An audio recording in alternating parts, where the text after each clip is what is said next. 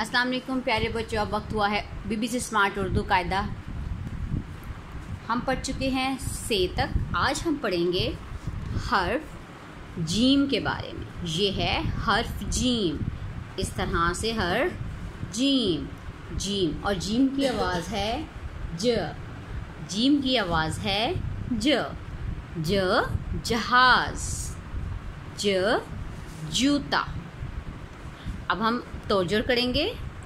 ज आ जा र जार।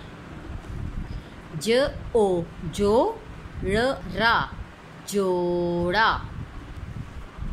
ज आ जा ग जाग।